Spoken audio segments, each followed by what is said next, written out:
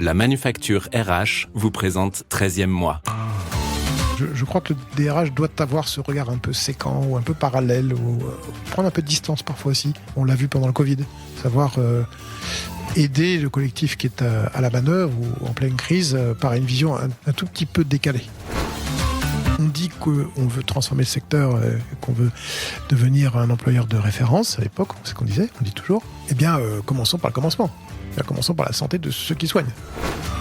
Se passer du temps avec les managers, au moins une fois par an, et de dire parle-moi de tes équipes. Donc c'est très très vertueux parce que ça oblige le manager à se poser au moins une fois par an et à parler de son équipe. Et souvent ils le font très bien parce qu'ils adorent ça. Là voilà, vous êtes retrouvés à 3 DRH en disant ok, qu'est-ce qu'on peut faire ? On le fait. Là, le vrai sujet aussi qui sort, c'est mais pourquoi limiter l'apprentissage à 29 ans ? Bon, allons-y, continuons.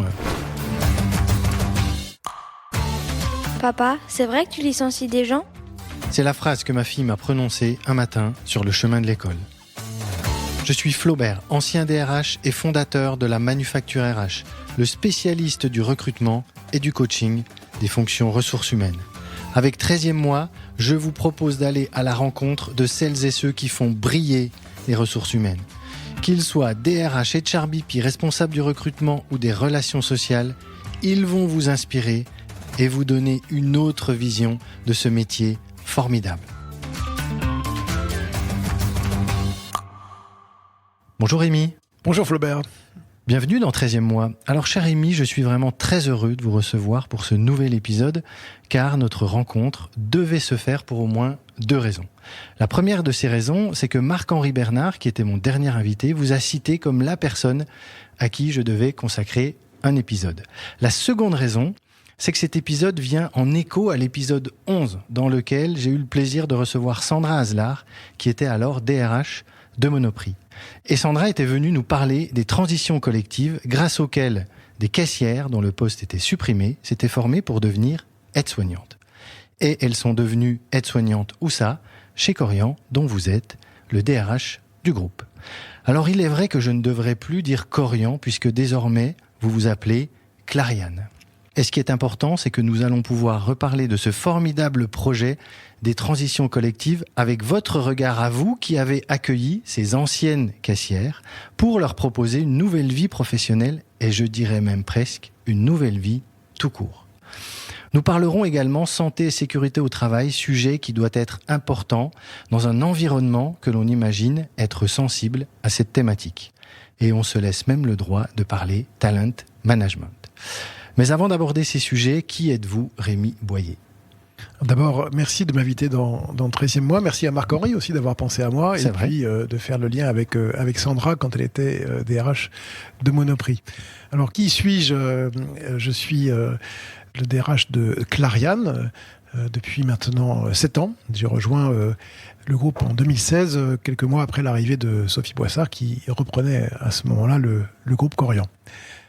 Avant cela, j'ai eu 2 vies. La première, c'est une vie d'enseignant, puisque je me destinais à devenir professeur d'université en histoire. Je suis agrégé d'histoire, donc j'ai fait des études d'histoire contemporaine. J'ai démarré une thèse de doctorat que je n'ai pas finie. À l'époque, c'était sur les diplomates français entre 1938 et 1945. Ah oui, c'est précis. Et voilà. Et je m'intéressais à quoi ? À des hommes et des femmes qui faisaient partie d'un corps de hauts fonctionnaires. Et je voulais voir comment ils avaient traversé c'est une guerre, en fait. C'est ça qui m'intéressait plus que le... Et donc, je n'ai pas fini cette thèse, mais ça m'a déjà mis un pied dans la compréhension des hommes et des femmes, des dirigeants, et leur motivation, et comment ils résistent à des grands événements, à des grandes crises. Ensuite, j'ai rejoint le cabinet de François Bayrou en 1995. Ça fait quand même un bail, où je me suis occupé pendant 1 an de co-rédiger un rapport, alors attention, sur l'éducation nationale, avec le rapporteur général de cette commission qui s'appelait la commission de réflexion sur l'école, qui était confiée à Roger Fourroux, ancien ministre de l'Industrie, ancien PDG de Saint-Gobain, à qui le président de l'époque, Jacques Chirac, avait demandé de réfléchir à ce que pourrait être l'école dans 20 ans.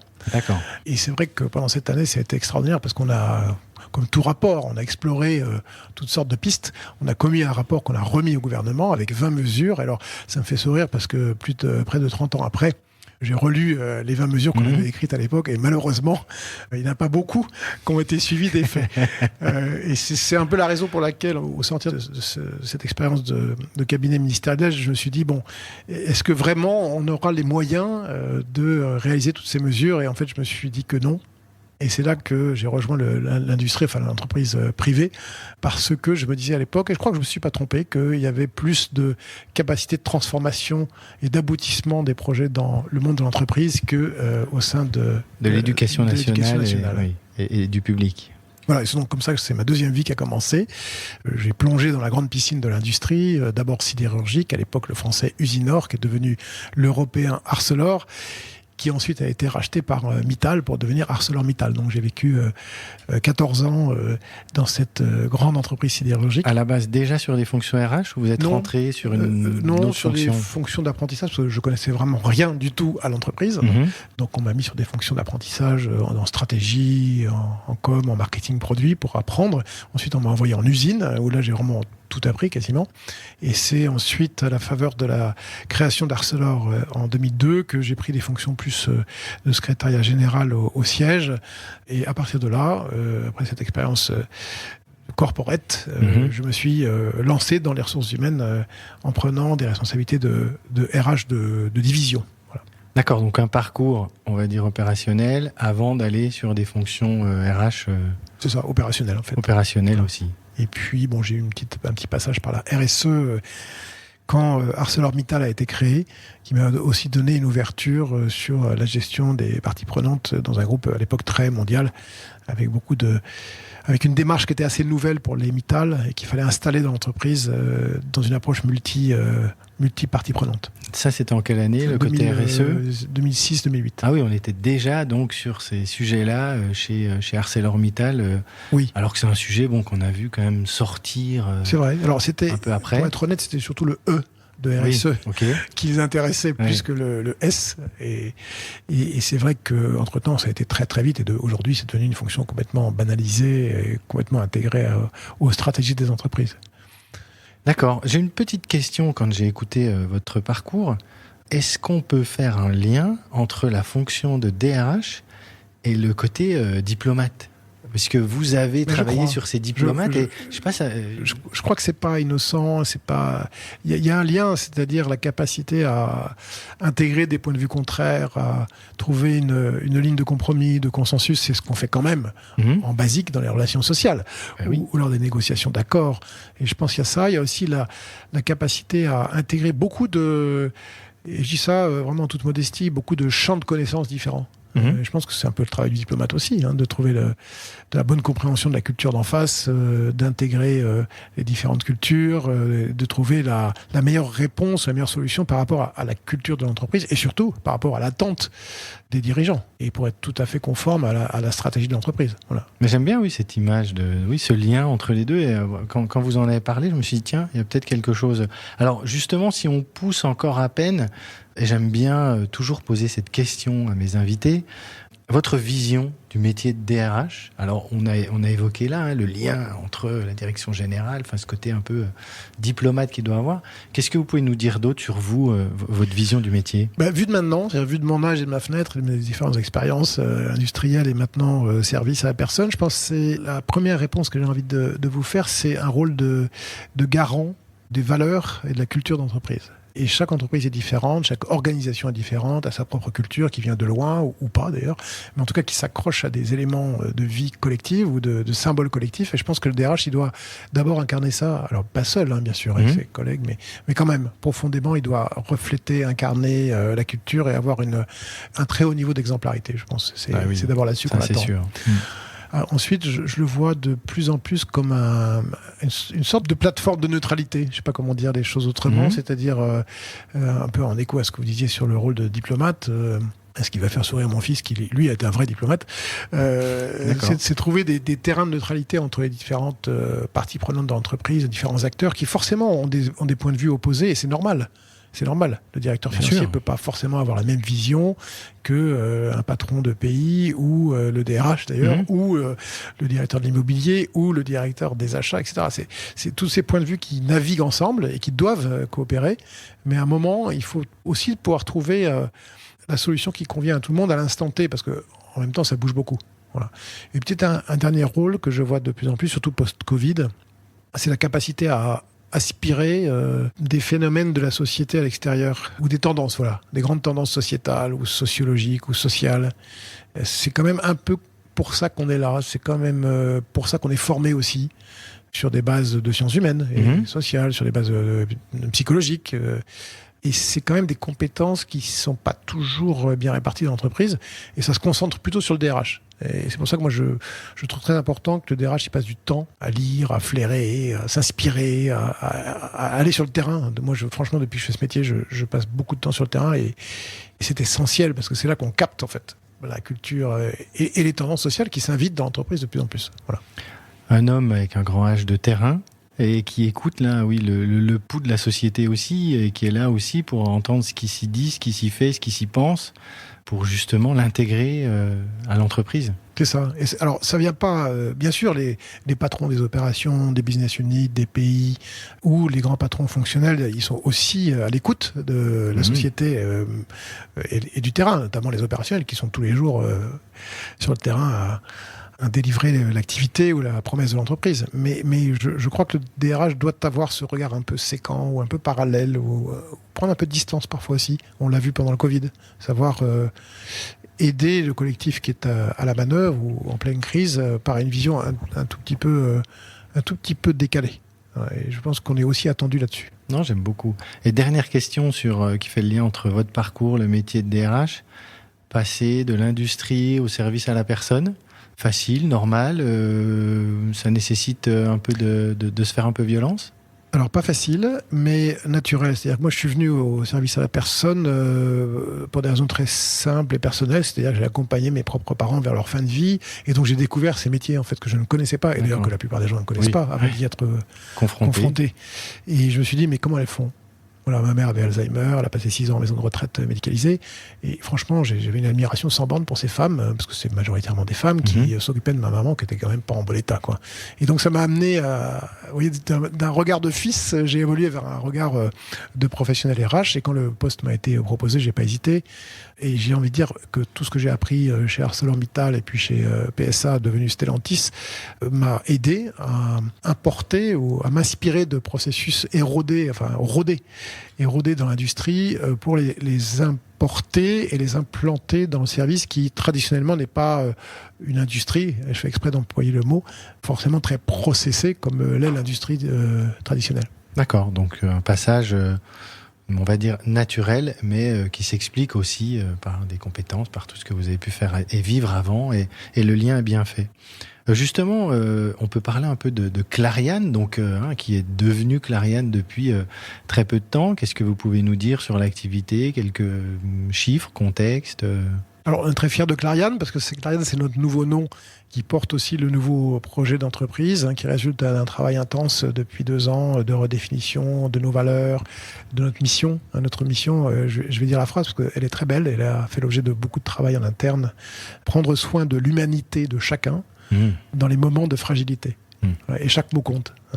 Parce que prendre soin, c'est notre métier de base. L'humanité, c'est ce qui reste chez chacun, même quand il est atteint par une maladie, de chacun, parce que c'est vraiment individuel. Et puis dans les moments de fragilité, parce que on peut avoir un accident de la vie, mais aussi la fragilité de la fin de vie. C'est tout ça qu'on a voulu couvrir avec cette belle phrase. Et comme on vient de passer au statut d'entreprise à mission, on a donc voulu accompagner ce passage d'un changement de nom qui caractérise l'ensemble de nos activités, parce qu'on est très vu comme un groupe d'EHPAD, alors qu'on a plein d'autres choses très belles autour. Oui, il y a plein d'autres marques aussi. On a des cliniques de santé mentale, par exemple, beaucoup. On a des cliniques spécialisées, post-opératoires, avec beaucoup de spécialités de médecine. On a du domicile, par exemple. Petit-fils, voilà. Oui, petit-fils, les gens ne savent pas toujours que c'est... Oui, je ne savais pas, mais j'ai découvert en préparant ce podcast. Puis on a des jolies pépites qu'on ne voit pas trop, mais qui sont des AGV, qui est une jolie filiale qui fait de la colocation pour personnes seniors. Bon, et tout ça, on voulait le remettre sous un seul chapeau, et c'est Clariane. Et pourquoi Clariane? Parce qu'il y a le fil d'Ariane qui lie toutes ces activités entre elles, avec un petit clin d'œil évidemment à la mythologie, et puis Clare, parce que clarté. Et ce qu'on a appris de la crise Covid, c'est aussi d'apporter plus de transparence, plus de clarté sur ce qu'on fait. Voilà. Alors Clariane aujourd'hui c'est 60 000 collaborateurs, 67 000 si on ajoute les franchisés qui travaillent au domicile. C'est 7 pays en Europe de l'Ouest, sur des modèles très liés aux États, puisque nous sommes pour grande partie financés par les systèmes de sécurité sociale. Et puis, c'est 4 milliards 600 millions d'euros de chiffre d'affaires, avec un modèle qui, au moins ces 6 dernières années, a été très porté par une croissance rapide, parce que le marché lui-même, évidemment, la démographie est devant nous. Et d'ailleurs, je m'empresse de dire que le sujet de la démographie et de ce qu'on appelle la société du grand âge, il est devant nous et pas derrière nous. Oui. Voilà. Et tout le monde n'en a pas conscience. Non. Petite question qui me vient aussi comme ça. Vous avez parlé vous êtes devenu une entreprise à mission.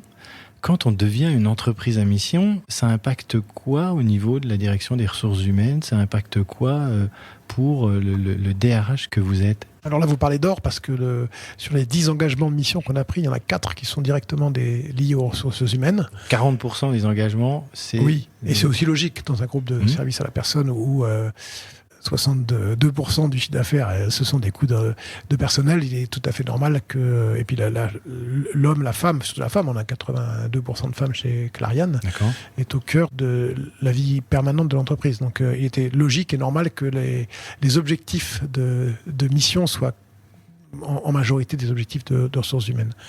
Donc ça change quoi pour la vie du DRH ? D'abord parce que ça a changé le fait qu'on a beaucoup travaillé avec ma collègue Marion Cardon qui a porté ce nouveau projet de mission, et puis bien sûr avec Sophie Boissard, pour réfléchir aux objectifs qui est relevé de la mission versus les objectifs qui font partie de la vie courante du DRH.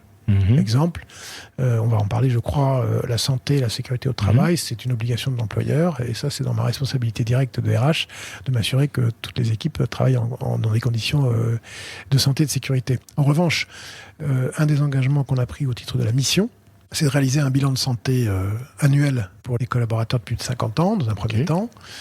Ça, vous voyez, c'est pas un engagement légal ni de politique RH, on essaye d'aller au-delà pour englober la santé globale du collaborateur, en prenant en compte aussi sa vie personnelle.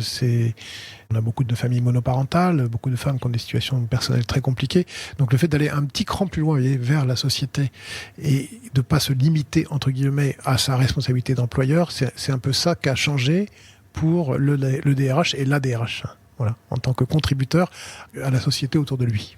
J'adore l'exemple que vous prenez parce que je trouve que de plus en plus l'entreprise se sent autorisée à aller sur ce domaine de la vie privée, alors qu'il fut un temps où c'était « Ah non, ça on peut pas toucher, c'est de la vie privée, on n'y va pas ». Je trouve que ça fait quelques années que ce mur est tombé, ça donne un sens à ce que vivent les collaboratrices, les collaborateurs, parce que ça a un lien aussi avec ce qu'ils vont vivre dans leur vie privée et dans leur vie personnelle. Ça donne un sens, mais si je peux me permettre de vous challenger un petit peu là-dessus, ça pose question quand même sur le rôle de l'entreprise eu égard aux responsabilités de l'État dans lequel il se trouve. Parce que, je me souviens, une petite anecdote qui peut vous faire sourire, mais je me souviens quand les mutuelles sont devenues obligatoires en 2016. Je me rappelle bien aussi. On avait été voir à l'époque chez PSA le directeur financier de l'époque avec ma responsable rémunération et avantages sociaux pour lui présenter le plan et surtout le coût que ça allait représenter. Et il nous avait fait une grande diatribe, c'était il y a 8-9 ans. Une grande diatribe pour dire mais vous n'y pensez pas, si vous donnez le doigt vous allez donner la main, si vous donnez la main vous donnez le bras, et ensuite tout le corps entier va y passer. À l'époque j'ai effectivement pris ça comme assez négatif, et je disais mais il n'a pas compris, et en fait maintenant avec le recul je me dis bien sûr qu'il faut une mutuelle pour tous les salariés, bien sûr qu'il faut des avantages sociaux, ça fait partie de l'offre d'une entreprise, et autour d'elle j'ai envie de dire de l'état de welfare state dans lequel nous nous trouvons, mais il y a aussi une question à se poser sur jusqu'où on doit aller en termes de prise en charge de la vie privée ou personnelle, y compris dans ces accidents. Et effectivement, là, vous avez raison, c'est qu'il y a plein de thématiques qui s'invitent dans l'entreprise, le logement, les transports, la mobilité, la situation familiale, la situation psychosociale. Il y a un moment où il faut trouver le bon équilibre quand même, je trouve, entre la raison sociale de l'entreprise, au sens fort du mot, sa mission, et puis ce que chaque citoyen doit attendre d'un welfare state. Et moi je pousse les choses, mais je pense que l'État se désengage quand même de pas mal de sujets, et c'est là où, entre guillemets, il pousse, il suscite, il susurre à l'entreprise. prenez la place. Il y a plein de sujets qu'on peut évoquer sur remboursement de transport, mutuelle, etc.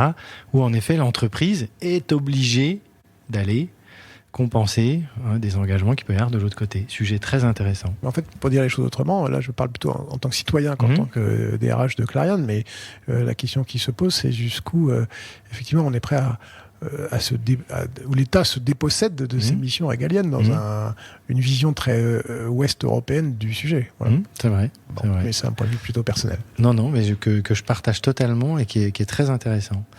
On arrive tout de suite maintenant, après ces échanges, sur les transitions collectives. Je le disais en introduction, dans un épisode, on a parlé avec Sandra Aslar de Monoprix de ce que vous avez fait ensemble. Alors, j'ai bien compris que vous ne l'aviez pas fait qu'avec Monoprix. Et il y a aussi une autre entreprise qui a vraiment contribué, qui s'appelle De Richebourg. Vous allez nous en parler. Mais racontez-nous votre vision, comment c'est né, comment c'est arrivé, cette histoire de transition collective. C'était au moment du Covid, Alors c'était juste un peu avant. En fait, notre problème majeur, nous, c'est de trouver des ressources. Oui.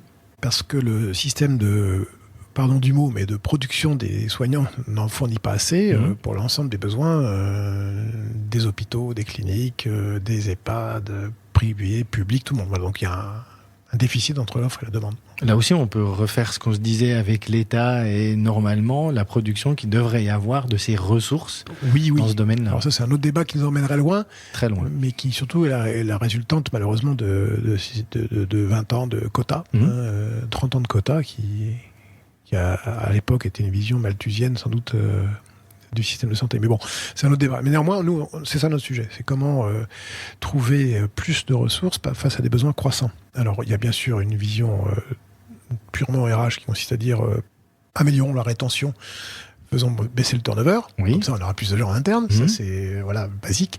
Et puis, il y a une autre approche qu'on a poussée avec Nadège Plou, la DRH France, qui consistait à dire comment aller chercher des gens qui ne sont pas forcément des soignants, mais qui s'intéressent aux soins, ou à ces fameux métiers du sens. Et je crois que dans nos métiers, il n'y a pas tellement besoin de prouver que ce sont des métiers du sens. Et donc, dans une approche très finalement, ce qu'on appelle chez nous de dérisking, c'est-à-dire de limiter notre exposition au recrutement externe, en allant chercher des ressources internes et aussi en allant reconvertir des gens qui sont attirés par nous, vers nous, en les formant nous-mêmes, et à la clé, en disant à la fin de cette formation, vous avez un poste chez Korian qui est assuré. Voilà.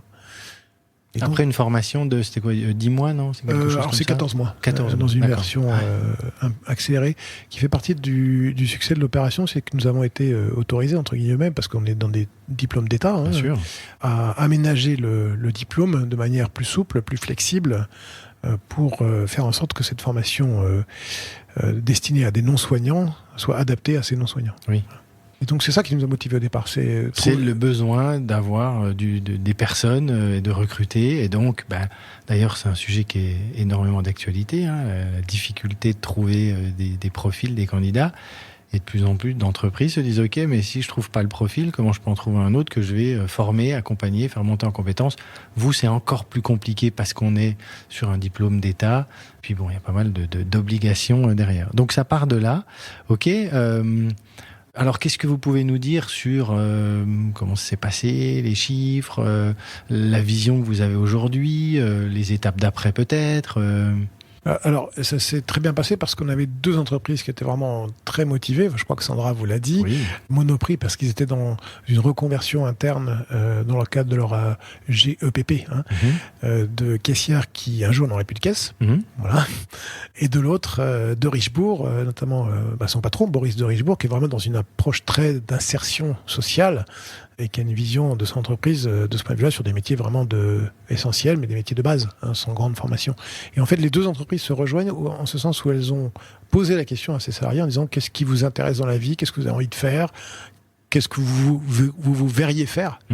Et c'est là que c'est très intéressant parce que Sandra a ajouté dans l'entretien annuel de Monoprix un champ dans le formulaire qui consistait à dire parlez-nous de vous et dites-nous ce que vous aimez faire. Et beaucoup ont dit moi ce qui m'intéresse c'est d'aller dans la santé, d'aller dans le soin, de m'occuper de personnes âgées, de personnes handicapées, de personnes fragiles, d'enfants, etc.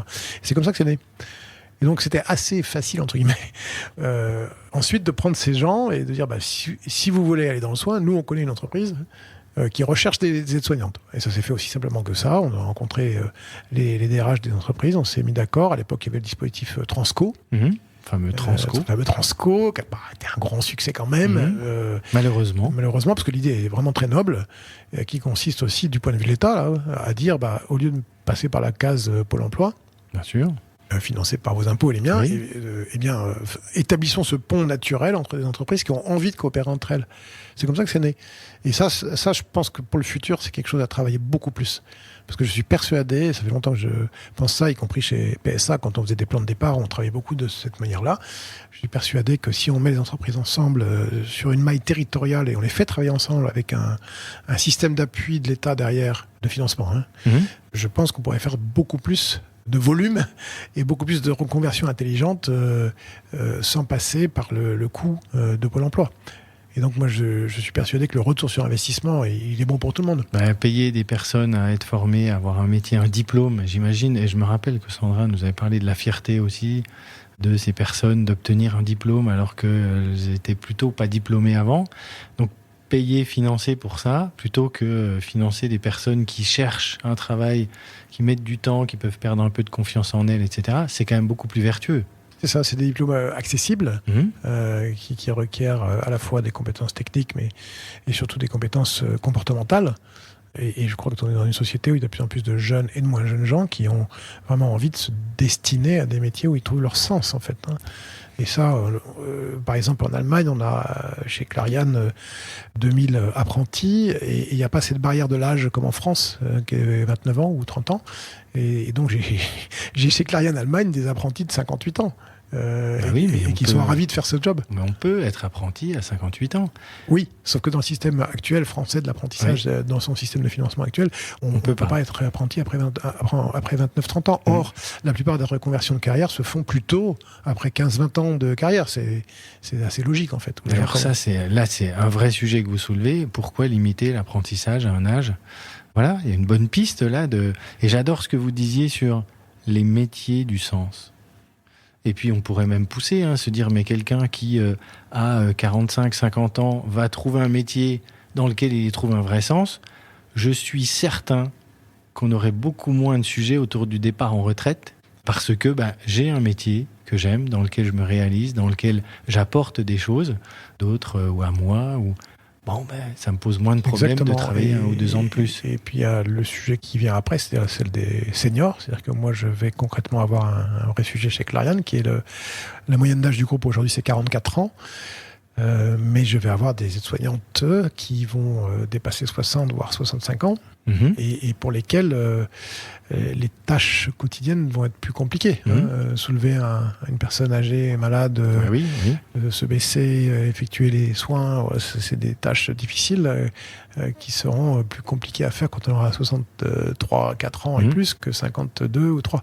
Donc ça, c'est aussi un sujet qui permet d'envisager dans l'autre sens les reconversions de soignants, pourquoi pas, quand ils sont très seniors, vers d'autres secteurs. Donc vous voyez, c'est une dynamique de l'emploi qui est vraiment intéressante, que cette expérience passerelle nous a permis d'approfondir. Mais je pense qu'on est au début d'une histoire. Vous êtes au début d'une histoire, mais d'une formidable histoire. Et voilà, moi j'ai pas besoin de motivation pour continuer de faire ce podcast, mais arriver à diffuser tout ce qui se fait, ce qui se vit en entreprise, que les DRH mettent en place. Là, vous êtes retrouvés à 3 DRH en disant « Ok, qu'est-ce qu'on peut faire ? On le fait ». Là, le vrai sujet aussi qui sort, c'est mais pourquoi limiter l'apprentissage à 29 ans ? Allons-y, continuons. Et tant mieux si on est au début de l'histoire. Et je pense qu'il faut vraiment s'inspirer de ça. Alors, est-ce qu'il y a une suite là qui est prévue ? Enfin, c'est quoi la prochaine étape ? Oui, on va continuer. Donc aujourd'hui, on a 45 salariés de Monoprix qui ont fini leur cycle sur 12 sites qui sont embauchés en CDI. Donc 45 personnes. Voilà, formidable. C'est super. Génial. On s'était fixé un objectif de 100 personnes avec Nadège Plou. On est en route. Écoutez, de Richebourg, on en a 9 qui sont dans le pipe, dont 5 ont eu le diplôme du premier coup, pour des des personnels de service, c'est pas plus compliqué de rentrer dans la profession. Et puis c'est un diplôme qui est pas non, simple. c'est pas simple. Puis il y a un jury, faut soutenir un peu une petite thèse, entre guillemets. Bon. Et puis il y en a 3 qui continuent leur parcours. Et on va continuer. On est en train de regarder du côté de l'hôtellerie, notamment parce qu'on est sur des métiers du service aussi, où la passerelle, sans jeu de mots, est peut-être aussi plus facile. D'accord. Donc aller chercher des gens qui travaillent dans l'hôtellerie et qui voudraient se reconvertir. C'est ça. D'accord. Génial. Voilà. Donc il y a encore plein de choses en perspective. Oui, puis on aimerait bien nous réfléchir avec d'autres entreprises, d'ailleurs, à des GEPP collectives au niveau du territoire, parce qu'on voit bien que les gens ont moins qu'avant l'envie de bouger. Ils sont quand même assez fixés dans leur écosystème local. Et je pense que c'est la bonne maille pour réfléchir à des mobilités, plutôt que de raisonner comme on l'a toujours fait dans les grandes entreprises, c'est-à-dire imaginer que des mobilités lointaines fonctionnent. Ça marche pour des cadres, et encore de moins en moins. Oui. Ça marche pour des cadres sup, et encore de moins en moins. Mais pour une aide-soignante ou un cuisinier, c'est en local qui va plutôt... oui, bien sûr. C'est là que ça va être pertinent pour lui ou pour elle. Et qu'est-ce qui peut faire, selon vous, qu'on n'en entend pas plus parler, qu'il n'y a pas un mouvement de fond de grandes entreprises autres que vous qui disent on a vu ce que fait Clariane avec Monoprix, avec de Richebourg. Allons-y, nous aussi, on veut créer quelque chose. Je vais risquer une analyse. Je ne prétends pas qu'elle soit la bonne, mais je pense qu'on arrive quand même dans la fameuse société dite du plein emploi. On sort d'une phase de 20 à 30 ans de restructuration massive où tous les DRH bien formés apprenaient à faire partir des gens. Et là, c'est le contraire qui se passe. Donc c'est peut-être aussi pour ça qu'on entend moins parler de ce genre de plateforme de reconversion. Néanmoins, elle reste complètement pertinente, justement par rapport aux besoins de la société du plein emploi.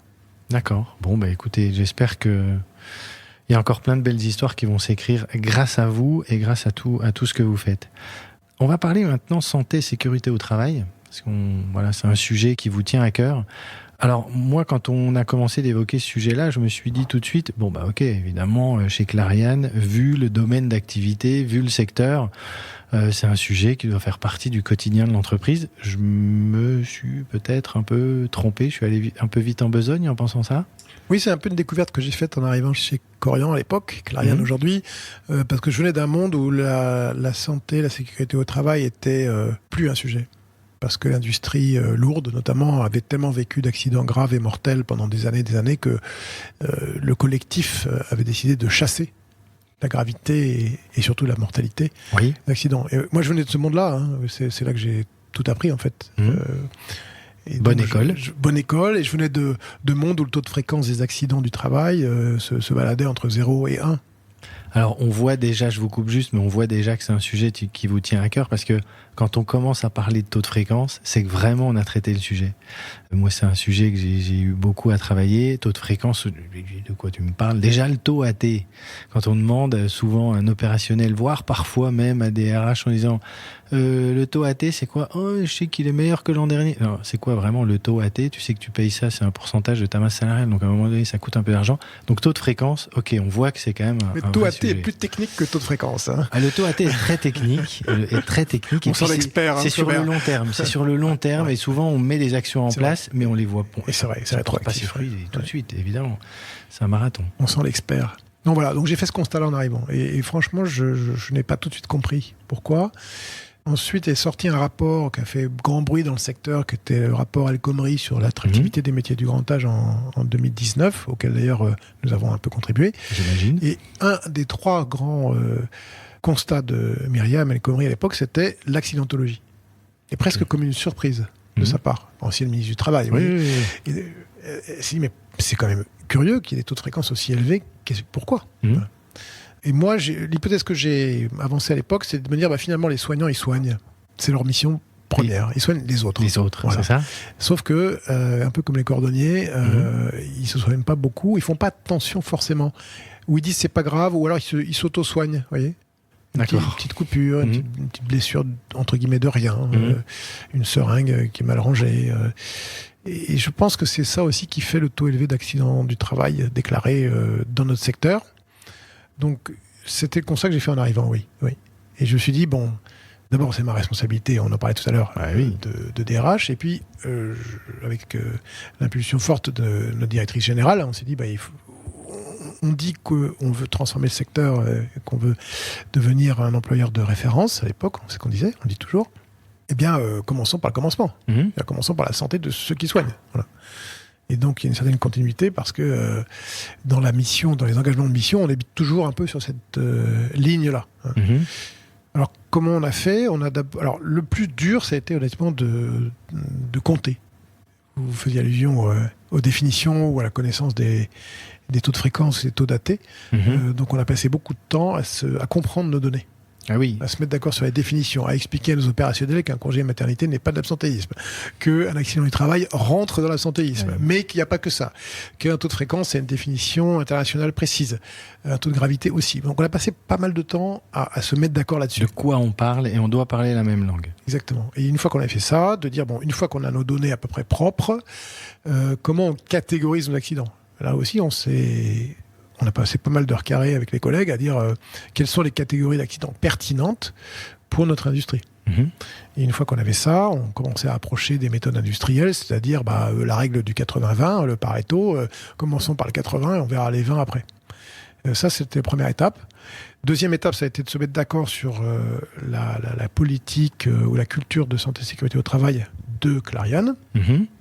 Pour ça, des choses assez classiques, mais qui n'étaient pas forcément existantes dans notre secteur, c'est-à-dire installer un vrai système de management de la sécurité au travail, le fameux SMST, d'écrire une charte toute simple d'une page du COMEX de Clariane disant ce qu'on souhaite, de négocier avec les syndicats en France un accord complètement dédié à la santé et sécurité au travail, c'est le premier accord du secteur en 2021, et ainsi de suite. Et d'installer dans cette politique, ce système avec des standards, des procédures. Voilà. Et puis, dernier point qui est très important, c'était la culture. En disant quelle culture de sécurité au travail je veux voir incarnée, appliquée par l'ensemble du corps social, à commencer par les dirigeants jusqu'aux managers de proximité. Et cette culture, aujourd'hui, elle vit, elle est en place, elle est... Oui, alors... il y a encore beaucoup à faire. Pour vous donner des chiffres, on est sur un taux de fréquence d'accidents sur l'ensemble du groupe Clariane, dans les 7 pays, de 42 en 2023. Mais je viens de loin. J'étais à 72 il y a 3 ans. La France était à 90, ils sont maintenant à 60, 62. Et puis j'ai des pays à 16. Voilà. Donc l'intérêt d'un groupe comme ça, c'est de pouvoir partager les bonnes pratiques en disant comment avez-vous fait pour arriver à un taux de fréquence de 10-15 ? Voilà. Et ça, c'est très, très, très utile, parce que les gens apprennent très vite des autres, surtout si on applique la règle du Pareto, avec l'accident qui revient le plus tout le temps. Voilà.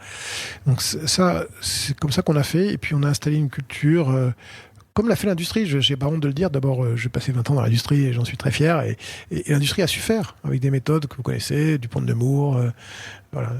On n'est pas encore tout à fait au bout parce que on n'est pas encore à la phase de vigilance partagée ou d'observation partagée, mais on est vraiment sur une belle route où on a décidé de former tous nos managers aux basiques de la sécurité au travail. Et puis depuis peu, on a mis les objectifs de taux de fréquence dans les bonus des managers. D'accord, vous avez carrément incentivé. D'accord. Oui. C'est pas tellement une question d'argent ou de bonus, c'est une question de priorisation. Parce que nos directeurs de site sont soumis à de multiples objectifs. Et donc, le fait de dire la santé d'abord, la sécurité d'abord. Et puis, alors, je vais vous dire quelque chose aussi de très business, c'est que avoir un quart de ces salariés absents, bien sûr, pour des raisons d'accident du travail, alors qu'on peut agir dessus, c'est d'abord une ressource. C'est une perte, mais c'est une ressource perdue dans un monde où les ressources sont extrêmement rares. Donc, il y a un petit côté absurde, si vous voulez, qu'un directeur, une directrice de site ne se rend pas compte qu'en travaillant sur les accidents du travail, il améliore de facto son absentéisme. Ah oui, et d'une fait d'une pierre deux ou trois coups. Tout ça vous a pris combien de temps ? On parle de quoi là en termes de timing ? Je vais être modeste, je pense qu'on y a depuis 3 ans. D'accord. Mais c'est important de partager ça et de se dire, on parlait tout à l'heure, les taux AT c'est sur le long terme, etc. Mais en effet, pas se dire, je vais m'y mettre et puis je vais avoir des résultats tout de suite. Non, c'est un vrai travail de fond qui porte ses fruits sur plusieurs leviers, le business, sur l'engagement, sur tous ces sujets-là, de bien-être au travail. Mais il y a un vrai travail, qui prend du temps. Et j'aime beaucoup votre approche qui est une approche qui, à mon sens, on peut l'appliquer à beaucoup de thématiques. C'est déjà de quoi on parle et de combien on parle. Ok, on se met d'accord, on parle de chiffres. Puis ensuite, l'important, c'est la progression, la régression de la courbe. Et C'est comment on y très arrive. la fameuse formule américaine, what you cannot measure, you cannot manage. Exactement. Bon, ça, c'est un Ce qui ne basique. se mesure pas, ne s'améliore pas. Et là, vous avez raison, c'est la cible. C'est très important parce que fixer une cible idéaliste qui fait plaisir au DRH, Tout le monde sait faire. voilà, ça c'est facile. Hein, Oui. Et surtout, faire attention aux comparabilités. On ne peut pas Oui. comparer l'industrie sidérurgique avec Bien sûr. le service à la personne en clinique. Ça n'a rien à voir. En revanche, convaincre les managers de fixer une cible qui est raisonnable, accessible surtout, Mhm. à eux. Hein. Ça, c'est le travail qu'il faut faire de manière pertinente pour éviter d'aller trop loin et surtout que ce soit inaccessible. Et puis j'ai oublié de dire une chose qui est importante, c'est que le monde autour de nous a changé aussi par rapport à ça. On est de plus en plus interrogé, pour employer un mot gentil, par les agences de notation extra-financières, par les investisseurs, et puis par les parties prenantes tout simplement, sur notre performance, entre guillemets, sécurité au travail. Actuellement, par exemple, on est en train de renégocier des lignes de crédit compte tenu de la crise financière qui nous entoure. Je peux vous dire qu'il y a des investisseurs, notamment ceux qui sont ESG ou... Bien sûr.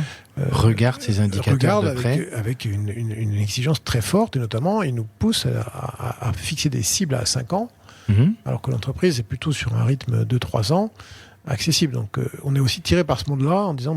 quelle est notre exigence finalement, jusqu'où on veut aller en fait. Les planètes s'alignent sur ce sujet-là et donc il faut y aller, mais il faut du temps. Il faut du temps parce qu'il faut que un petit exemple concret. Il y a beaucoup d'aides-soignantes qui n'ont pas besoin de moi pour savoir comment manipuler un patient, un résident tous les jours. Mais l'habitude s'installe et à la fois avec l'âge et la pratique, on économise des gestes. On se baisse moins, on plie moins les genoux, on fait moins attention, donc on se cogne. Et la majorité des accidents chez nous, c'est ça. Hein, c'est des chocs, c'est des TMS plutôt la partie haute du tronc. C'est plein de petites choses. Donc c'est aussi rappeler à ces femmes qui exercent un métier absolument incroyable, remarquable tous les jours, c'est leur dire faites attention à vous, protégez-vous. Ah oui. Voilà. Non, très important. Allez, on s'était dit qu'on parlerait aussi talent management pour terminer sur les différentes thématiques. Je voudrais savoir en quoi consiste la politique de talent management chez Clariane. Qu'est-ce que vous pouvez nous dire sur ça ? Plusieurs aspects. La première, c'est le premier objectif très concret, vraiment très business, c'est de générer nos propres ressources. Versus aller les chercher dehors dans un univers où globalement on est sur des taux de turnover qui sont élevés. Hein, en moyenne 20% chez Clariane, donc c'est quand même fort, même si c'est toujours un peu les mêmes qui bougent, néanmoins ça reste élevé. Et même sur mes managers, puisqu'on parle notamment de talent management, on est sur des taux historiques de turnover qui sont supérieurs à 10%. D'accord. Et qui ont augmenté depuis le Covid. D'où cet objectif de faire grandir les personnes, de les accompagner. Donc ça, c'est vraiment le premier objectif très business, c'est garder les gens qu'on a, parce que c'est précieux, et générer nos propres ressources via du sourcing, comme on dit, interne. Deuxième objectif, je crois que c'est important, et c'est valable pour toutes les entreprises, de donner des perspectives en permanence aux gens, parce qu'ils le demandent. Et sinon, les gens se flétrissent, ils se recroquevillent. Perspective, je vais où oui, bien sûr. Et si on n'aménage pas le processus par lequel les gens peuvent s'exprimer là-dessus, au moins une fois par an, dans l'entretien annuel, mais de manière un peu plus régulière, ça marche pas. Et puis, dernier objectif qui est plus classique, c'est de valoriser les meilleurs, de faire des fast track, comme on dit, pour les chevaux de course, via du talent management de potentiel. Voilà. Ça, c'est les grands objectifs de notre politique talent. Alors, j'ai compris quand on a préparé cet épisode que vous aviez dû installer le sujet parce qu'il n'était pas vraiment présent. Donc, qu'est-ce que vous pouvez dire par rapport, s'il y a une personne qui nous écoute en disant, tiens, moi j'ai envie de me lancer là-dedans, mais pour l'instant, je sens qu'il va falloir que je pousse un peu. Oui, alors pourquoi c'était pas très présent ? Parce que Clariane, c'est une entreprise assez jeune, on a 20 ans, et on s'est constitué par acquisition successive de sociétés. Et donc, chaque petite boîte qu'on rachetait ou grosse boîte avait sa propre culture. Et c'était souvent le patron ou la patronne qui gérait les talents, parce qu'elle les connaissait en fait. Intimement, personnellement. Sauf que ça marche pas dans un groupe plus gros et un peu processé. Ça marche, mais c'est pas suffisant. On peut pas dire, on peut pas bâtir une politique de talent uniquement, je la connais parce que j'ai travaillé avec lui il y a 5 ans et que c'est quelqu'un de très bien. Ou bien, ce que j'appelle la gestion de la petite semaine, c'est-à-dire, on se débrouillera le moment venu. Donc, c'est ça que j'ai voulu installer dans l'entreprise avec l'appui de mes collègues, en installant des outils très simples, en fait. Vraiment très simples. On a utilisé 2 matrices qui sont ultra classiques dans le monde, qui sont les matrices dites 9 cases, qui croisent le potentiel et la performance dans le poste. Et puis voilà, le fait de ranger les gens dans des boîtes, c'est pas pour faire joli, pour faire plaisir au DRH, c'est juste pour se passer du temps avec les managers, au moins une fois par an, et de dire parle-moi de tes équipes. Oui, qu'est-ce que tu peux me dire sur telle c'est personne ça. Donc c'est très très vertueux parce que ça oblige le manager à se poser au moins une fois par an et à parler de son équipe. Et souvent ils le font très bien parce qu'ils adorent ça. Ah oui. Et puis pour le RH, c'est un matériau brut extrêmement important qui permet de classer les gens, encore une fois, pas pour faire des jolies classifications sur un tableau, mais pour manager des carrières. Et surtout, et ça c'était nouveau chez Clariane, c'était d'installer un plan de remplacement plus robuste qu'il ne l'était, préparé avec le plus possible d'antériorité en amont. Donc on a fait un exercice classique de plan de remplacement ou de plan de succession, en disant qui te remplace tout de suite ou dans 4 ans ou dans 7 ans. Et vous êtes allé jusqu'à... Oui. Et ça, loin. c'est vraiment très puissant parce que ça tend l'entreprise. J'ai eu beaucoup de mal au début avec mes amis opérationnels qui me disaient la fameuse notion de « ready now ». En leur disant, mais je te demande de me dire s'il est prêt d'un point de vue compétence, pas s'il est prêt à bouger demain matin. Parce que leur réflexe tout de suite, c'est de dire, mais non, mais tu vas pas me l'enlever. Hors de question. Oui, ça c'est... Et donc c'est de ce dialogue assez riche avec les opérationnels qu'on arrive à créer des vrais plans de remplacement en disant, ne t'inquiète pas, je ne te prends pas tes équipes, je te demande juste ce que cette personne pourrait faire tout de suite, ou dans 2 ans, ou dans 4 ans. Et comment on peut l'accompagner si elle n'est pas prête. C'est ça. Et de bâtir tous les plans de développement, la formation, du coaching, du mentorat, enfin toutes les solutions qu'on connaît aujourd'hui et qui sont très très riches. Et ça, je trouve que ça tend l'entreprise. Aujourd'hui, c'est installé chez Clariane et j'en suis vraiment très fier parce que c'est presque plus moi qui gère. C'est les patrons et les patrons des opérations qui se sont pris au jeu et qui construisent eux-mêmes leur plan de remplacement. La seule difficulté maintenant, c'est qu'une fois que vous avez vidé la baignoire pour partie parce que vous faites des mobilités internes, il faut la recharger. Voilà. Et donc notre directrice générale, Sophie Boissin, nous a fixé comme objectif de viser au moins 70% des directeurs de sites issus de l'interne. D'accord. Donc, c'est quand même un beau défi. Et puis, pourquoi pas 80%. Et puis, pour les autres fonctions, comme aide-soignante, infirmière, de viser au moins 60% de remplacement interne. Donc, ça demande, ça met en tension l'entreprise par une dynamique vraiment de sourcing au sens propre du mot. C'est-à-dire d'aller chercher les ressources chez nous et de les préparer. Et de faire ce mix entre interne et externe, mais en s'appuyant plus sur l'interne, d'où ces process, ces outils pour faire grandir, évoluer les personnes. Exactement.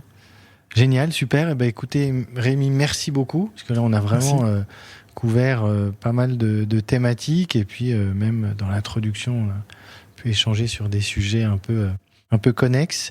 Je vais terminer par les 3 questions que j'utilise toujours pour terminer chaque épisode. La première de ces questions, c'est imaginez le jeune Rémi, 25 ans à peu près, qui se dit ça y est, moi je suis prêt, je veux faire carrière dans les RH.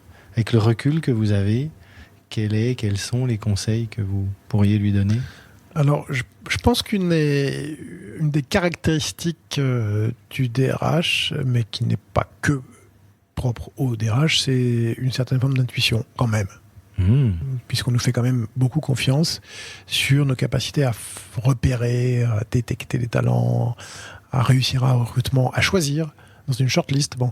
Et puis l'intuition un peu des organisations les mieux adaptées. Enfin, il y a cette notion d'intuition qui revient souvent, ça me frappe souvent quand on parle des RH. Et je crois que ce que je dirais au jeune Rémi de 25 ans, c'est fie-toi à tes intuitions et surtout assume-les, ne les cache pas. J'aime beaucoup, on m'avait jamais parlé de l'intuition, et oui, il faut savoir l'écouter. Je pense qu'il faut dire, y compris aujourd'hui à l'âge avancé que j'ai, n'est-ce pas, d'assumer cette intuition. Surtout quand on sent qu'autour de soi, il y a une confiance qui est posée sur le DRH en disant mais aide-nous à trancher. Oui. Et plus on monte dans la hiérarchie, plus c'est compliqué, parce que plus on a des talents de super haut niveau, et c'est difficile de choisir. Quels sont les critères de sélection. Donc, je crois que le DRH, c'est ce que je dirais aux jeunes de RH de 25 ans, fie-toi de tes intuitions, creuse-les, nourris-les. Travaille-les, mais surtout ne les lâche pas. Voilà. D'accord, ok, merci. Vous partez sur une île déserte, vous avez droit à un livre. Quel est ce livre ? Je crois que c'est la Bible. Alors, il se trouve que je suis croyant par ailleurs, mais même, je trouve que c'est un livre extraordinaire qu'on n'a jamais fini de découvrir. Hein. Surtout, ça, on peut le relire. Surtout l'Ancien Testament. Et puis ça occupe bien sur une île déserte, je pense. Je pense, oui. Puis on peut y trouver plein de choses pour s'évader aussi. Plein d'images, D'accord, très bien. Et une personne que vous pouvez me recommander de podcaster pour un prochain épisode qui évolue dans les RH ? Je vous recommanderais volontiers Laurent Guillaume Guerra, Mhm. qui est DRH du groupe Suez aujourd'hui. Alors, il se trouve qu'on s'est connus, on était tout jeunes dans la sidérurgie ensemble, et au-delà de cette relation amicale, je suis vraiment impressionné par la politique RH de Suez, notamment ce qui est fait dans le domaine de l'insertion professionnelle en local, dans les bassins de vie et les bassins dans lesquels Suez est implanté sur les métiers de la gestion de l'eau ou du déchet. Et je trouve que ce qu'ils font, c'est vraiment des belles pistes pour d'autres entreprises. Génial. Eh ben, merci beaucoup. Merci Rémi pour tout ce que vous nous avez livré dans cet épisode. Et puis on va suivre les évolutions de cette nouvelle marque Clariane et tout ce que vous allez encore faire sur ces transitions collectives. Merci beaucoup, à bientôt. Merci Flaubert. Au revoir.